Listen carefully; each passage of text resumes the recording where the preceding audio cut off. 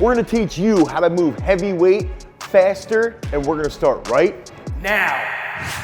Athletes come to us frequently with a single problem. They get really, really strong. And this isn't all athletes, but a lot of them come into us and they sort of walk around, they're really bulky, and they've got that stereotypical, again, I'm gonna trigger all the power lifters, powerlifting movement. They can't jump.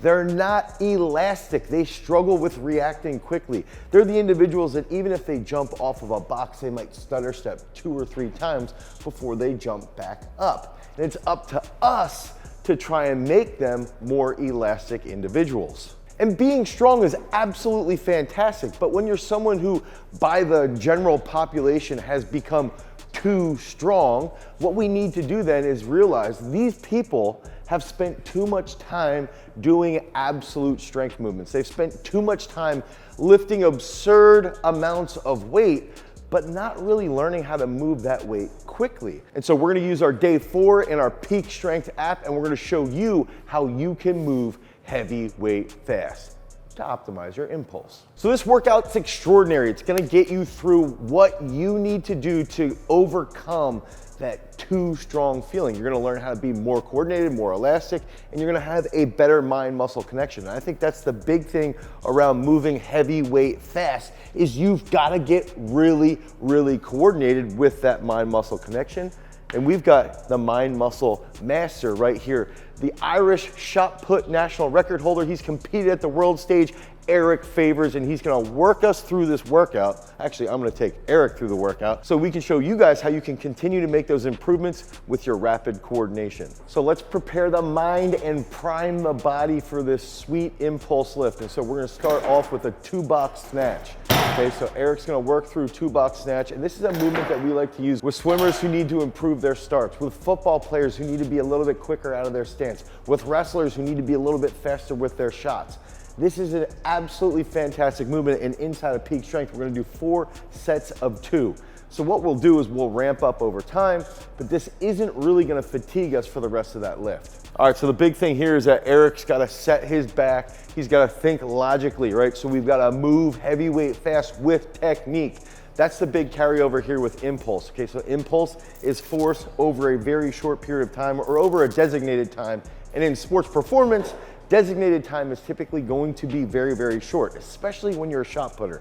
So we're trying to figure out off of these 2-box snatches, set the back, have good technique, have that logical mind, and have a very rapid rate of force development. And so Eric's following a 1:30 rest period, so this is gonna be ideal for his nervous system to recover. It's gonna be good because he's pushing around like 60 to 70% here at 120 kilos. This is his second set. And so this is going to provide ample enough rest so each set he can build a little bit heavier, and then that's gonna help us set up for the rest of this workout. This is all pre-programmed in Peak Strength, baby.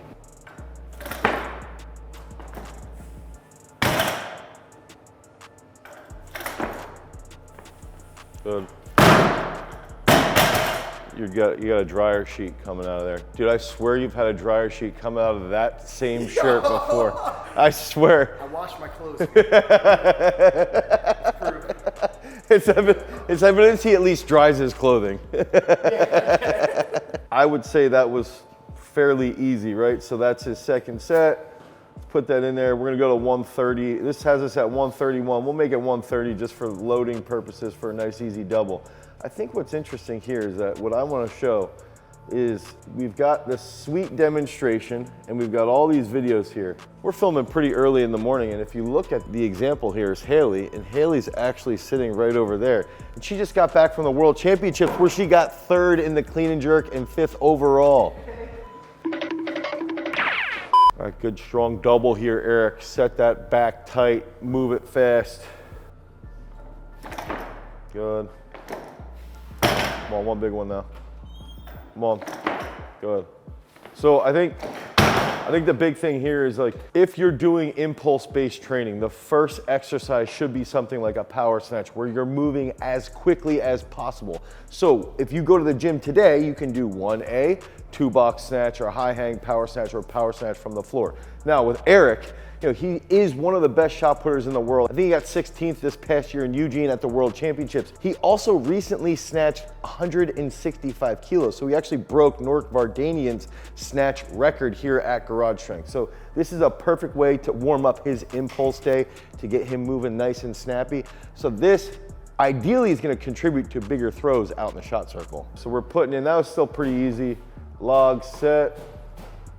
Okay, it puts us at 143. You think you can do 315 for double? Okay. 315 for double, minute 20, minute 30 rest. Okay, so Frick put on 143 kilos. Again, the big thing here is like, this is where you gotta just build up slowly over time. This is his last set. So this is really setting him up, waking up his nervous system. It is pretty early in the morning. This is his 4th day on the week, so there's a little bit of fatigue. So you've got to just keep thinking about good mind, muscle, action, and how to move that as quickly as possible. Good, come on, one more. Good, one big one, come on. Good speed. Good. 4 doubles here, it's pretty easy. It's not gonna be overly fatiguing. Move it fast, it's lighter weight, 315 pounds, 143 kilos. Now we're on to the next exercise. Okay, so if you don't have Peak Strength, which you should, head over to peakstrength.app or go to Google Play Store or the Apple Store and pick that up today. You get 7 free days of training. If you don't have this, I would recommend like 70 to 75% for that first exercise, and then keep those ranges around that point, like 70 to 75%, really good speed. Snatches feel? Felt fine. A little bit earlier than I normally do it, but got the bar moving, so it was a good day. Right. Yes, yeah, so I post 3 shorts a day on YouTube, Eric Favors. I post 3 shorts a day and then a full length video every Friday at 10 a.m. give or take. So yeah, you can find me there. Subscribe, please. Comment, like, let me know what you want. You know, all that YouTube jazz. So it's been a year since I've been posting consistently, so yeah, check it out. Okay, so another big factor here is that if you don't have boxes, we love using boxes, and eventually we're going to be selling boxes so that you guys can actually use them. But one of the big factors with Peak Strength is that you could go into replace exercise, and then that would pop up. So you have 2-box clean, which is recommended. You could do a pause above the knee, pause below the knee. You could do a full clean, a power clean with a front squat. I would recommend, we're going to a 1-box clean here. So I would actually say, in this instance, a pause below the knee clean would probably be ideal relative to that 1-box clean. One of the big things here I think that everybody's got to understand too is like, now you did those snatches, your nervous system's getting wired, right? So now with the cleans, we can push the intensity just a hair more, okay? So if we dial that up just a little bit, again, focus on good speed, good control, good absorption of that energy when you catch. Okay, that's gonna help a lot. This is something that we did with Nick Singleton, Big Ten Rookie of the Year. It's something that you can do to keep pushing that power output. Good. And improve your overall elasticity.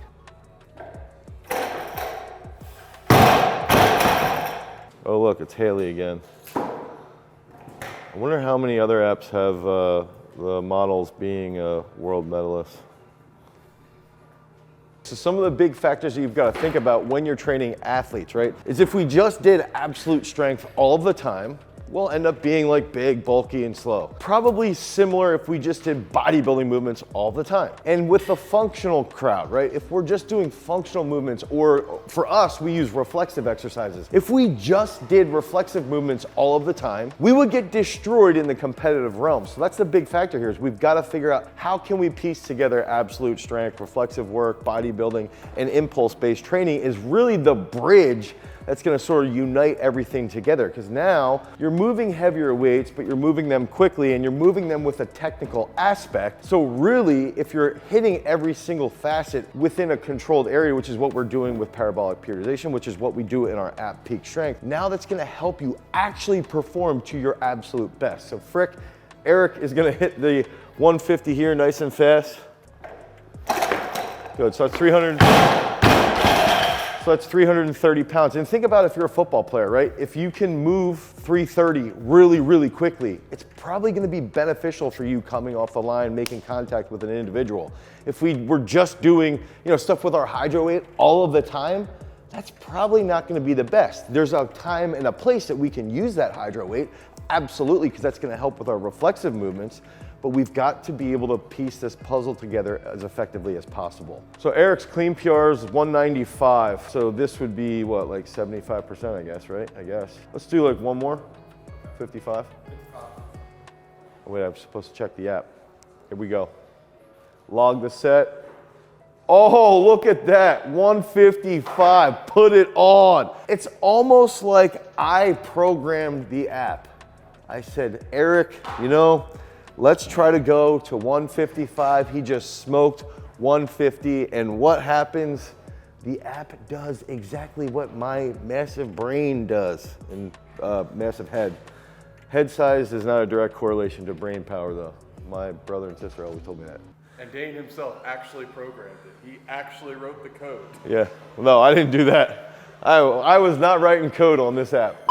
All right, one more, 155. This is like 343, 341. Eric will toy this, and then we're gonna move on to that next movement. Good. Logic. Move, heavy, weight, fast, be elastic, crush, monster, PRs. All right, so now we're gonna get into a little bit simpler exercise, simpler movement pattern anyway, and Eric's going to do an unbroken single leg squat using our Garage Strength single leg roller and pad available at garagestrength.com. But now the big factor is that he's woken up, right? He's woke. He's moving quickly, he's moving things logically. Now if we can get him into that unilateral position, he's a little bit unstable and he can move rapidly, he's gonna have that dynamic trunk control, and this is a big factor. So if you guys are doing this workout today, you can do those power snatches, you can do those power cleans, right, off the box. You can do the pause below the knee, and then you can get into single leg squat and go 1, 2, 3, very rapidly. So it's boom, boom, boom, boom. We want that quick elasticity. That's what's gonna carry over really, really well to the sports performance world. And what's even better here is that with Eric, we've already established what his single leg max is, okay? We've already established that based off of his back squat. So as we go up throughout this entire workout, we can log this set, the rest period's going down, and this is all gonna be based off of his max, okay? So we can log this, and because it's already based off his max, it's going to about 104 kilos on the next set, and that's gonna help determine the most important aspect, which is how much load and how quickly you can do this, and this is where you're gonna see that carry over really well and help you become a better freak athlete. Boom, boom, good. Good. We'll do like 10 and 20. Great work, Eric. You're really strong in that single leg position. Just like you need to be in the middle of the circle, throwing with the wrong arm. All right, so Eric's gonna finish this off here. He's gonna hit another quick double, smash this, and then we're gonna get into the last part of that impulse day to help you guys become better athletes. See it, Frick. Thinking good rapid movement, good stability. Boom, boom.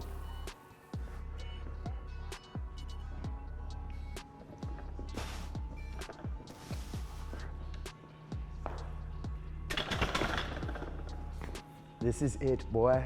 Okay, so one of the big factors that we've got to think about too, and this is how I like to look through sports performance, is through this idea of IQ.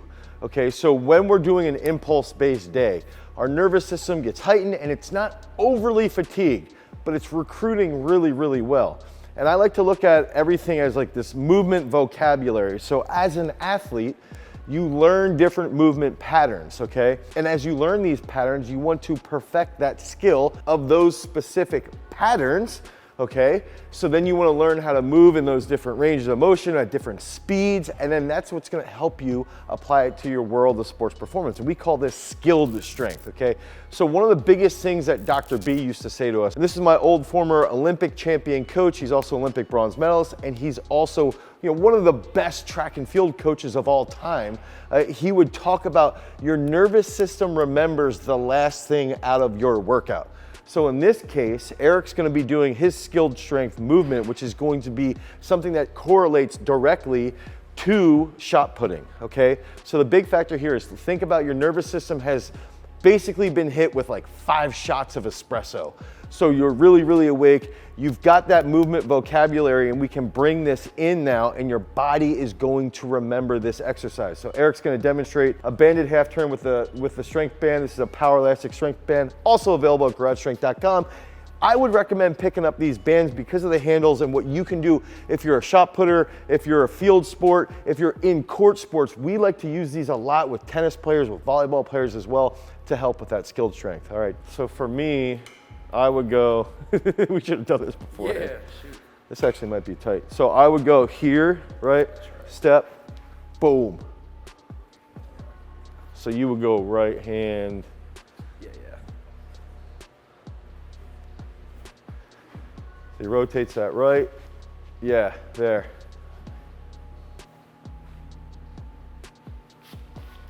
Maybe move a little bit towards Jason more, just so there's a little more tension. Good. So the big thing here is that tension there helps him feel his trunk, okay, right at the end, and he's got to control that. And I see how he hiccuped there. That's actually good. I mean, good for the video. He just hiccuped a little bit. Ideally, he gets to the point where he can hold that as well as possible. Right now, Eric's previous program that he just got, or that he had last program, you just got a new one. We were doing this with a hydro weight. He's doing half turns with a hydro weight, holding that position. So anything that's gonna correlate really well to your sport. And the cool thing with this is actually an exercise tennis players could use because there's so much rotation, even baseball players as well. It's gonna help with that trunk rotation and stability in a unilateral position. So let's get 2 more. Boom, 1 more, good.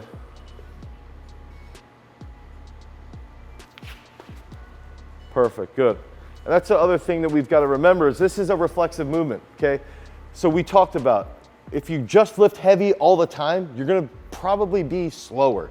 If you're just doing reflexive movements like this, you're probably gonna get weak and just get owned on the field. But if we can take something like an impulse day and educate our nervous system and educate our bodies with that proper movement vocabulary at high rates, now your body learns and it gets educated, it gets smarter, and then you have that logic so that when you get into the realm of sports performance, you execute with logic and you use that over and it overrides emotion. If you're just using emotion all the time, you're probably not gonna perform to your absolute best.